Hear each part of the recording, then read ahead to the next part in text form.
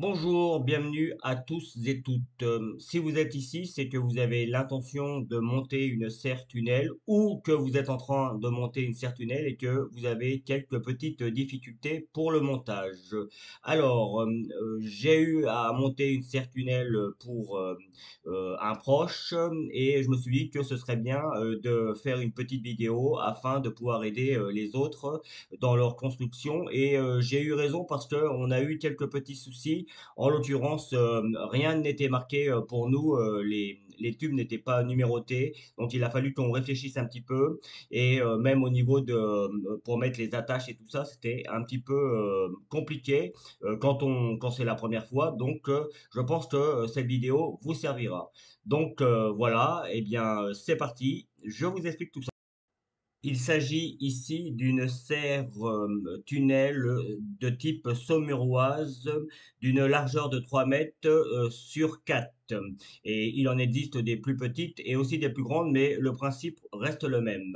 Donc, dans un premier temps, vous devez faire les tranchées. Nous, on a commencé par faire les tranchées sur la largeur et on a évité de faire sur la longueur au niveau des portes pour pouvoir se déplacer sans se casser la figure. On les fera un petit peu plus tard.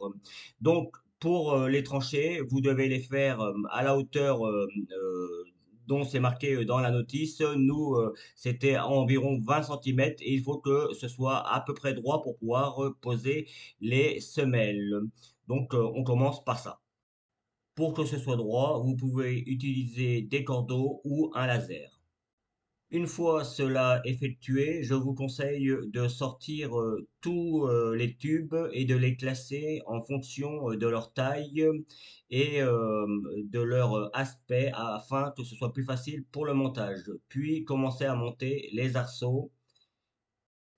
Une fois que vous avez compris comment se monte la première, toutes les autres se montent de la même manière. On n'oublie pas de mettre les boulons aux emplacements prévus et on peut monter la première barre centrale qui va permettre de maintenir le tout.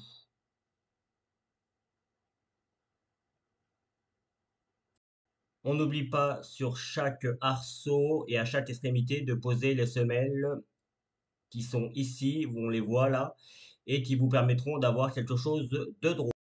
Placez les arceaux au bon endroit, puis essayez de maintenir vos premiers poteaux à l'aide de bouts de bois comme on a pu faire ici.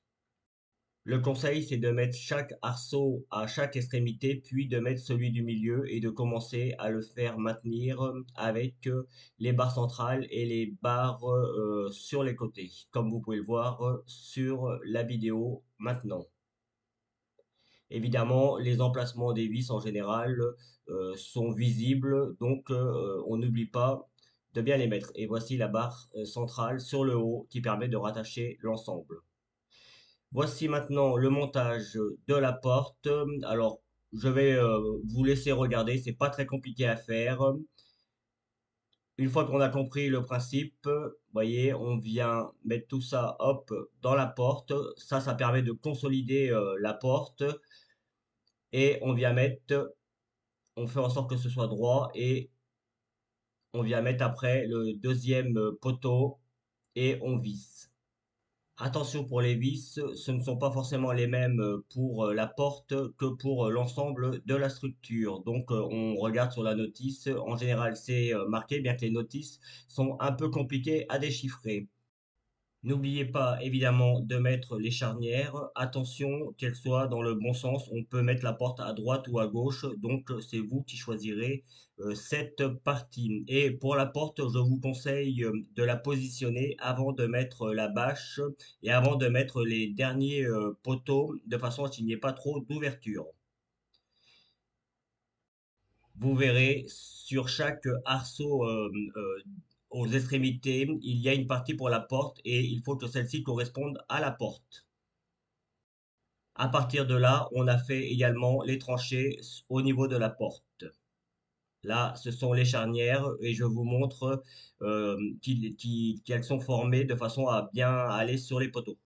Et voici la structure qui commence à être montée avec les trois arceaux que nous avons et puis les barres centrales et les barres sur les côtés. On voit également la structure de la porte comme je viens de vous l'expliquer. Et c'est celle-ci qu'il faut absolument bien adapter à la porte. Parce qu'une fois que l'on a mis le plastique, c'est trop tard. Donc il faut vraiment que celle-ci s'adapte parfaitement à la porte avant de mettre la bâche. C'est vraiment important. Comme vous pouvez le voir dans le fond d'ailleurs. Vous avez certainement dû apercevoir le positionnement des profils zigzag qui sont ici, que l'on doit mettre évidemment avant la bâche. C'est ce qui nous permettra de tendre la bâche définitivement en y insérant les fils zigzag. Je vous expliquerai ça un petit peu plus tard. Il faudra utiliser alors les vis auto-perforantes. À partir de là, on peut commencer à tendre la bâche, mais pour que celle-ci se tende bien, il faut qu'elle soit très chaude. Donc, on l'a laissée juste comme ça pendant le temps du repas. Il faisait 25 degrés, c'est parfait. Une fois que la bâche est suffisamment chaude pour pouvoir la tendre, mettez-la entièrement sur la structure et commencez à l'attacher et sur les côtés mais également au centre. Et comme vous pouvez le voir, nous avons mis du scotch pour éviter que la bâche ne se casse avec les crochets. Puis on peut commencer à l'attendre en mettant une première couche de terre et voici ce que cela donne. On arrive enfin à la dernière étape, tendre la bâche correctement. Et pour cela, vous devez mettre chaque extrémité de la bâche dans le profil zigzag et y insérer après le fil zigzag comme on vient de le voir. Et on fait ça sur chaque endroit où vous devez le faire normalement. C'est sur chaque extrémité. Il n'y en a pas au milieu en règle générale. On peut le voir ici. Alors le fil zigzag, c'est un peu compliqué à mettre, mais une fois qu'on a compris, ça se met plutôt bien et ça tend parfaitement à la bâche. Il ne vous restera plus qu'à découper bien comme il faut et pour que la bâche soit propre et ensuite pouvoir mettre les portes. En ce qui concerne les portes, vous pouvez voir que moi j'ai mis du scotch parce que le propriétaire de la serre ne voulait pas trop s'embêter et voulait éviter des catastrophes. Donc voilà, après c'est une façon comme une autre de finir la porte, mais on peut faire plein de manières différentes. Vous pouvez voir également qu'on a mis des renforts au milieu, c'est les petites barres, il y en avait deux, on a supposé que c'était ici qu'elles allaient. Donc voilà, après on s'est adapté et on finit évidemment au niveau des portes, on peut le voir, on a des crochets un petit peu partout mais ça c'est bien indiqué de façon à clipser la bâche pour que celle-ci ne se défasse pas. Et comme je l'ai expliqué juste avant, à chaque fois qu'on a mis des crochets, on a mis également enfin, du scotch noir. Nous on a mis du scotch noir, mais on pourrait mettre un scotch un peu moins visible, de façon à pouvoir défaire les crochets au besoin. Parce que quand on met les crochets, si on protège pas la bâche, quand on enlève le crochet, la bâche a tendance à se déchirer. C'est fait exprès, normalement on n'a pas à les défaire en règle générale quand c'est bien fait. Là on les voit bien les crochets et il y en a suffisamment, on ne peut pas se tromper. Juste il y en a de différentes tailles qui vont sur la porte et qui vont sur la structure entière, j'aurais tendance à dire, la structure principale.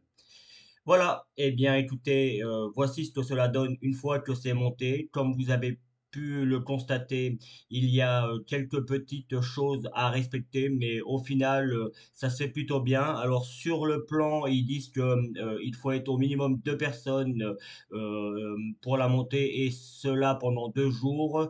Nous étions quatre et je pense que trois, ce serait franchement bien pour pouvoir monter la scène.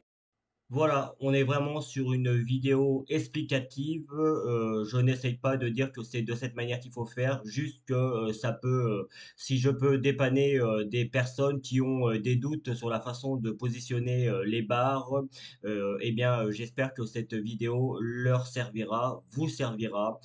Donc voilà, je vous dis à très vite et bon courage pour votre construction. Salut!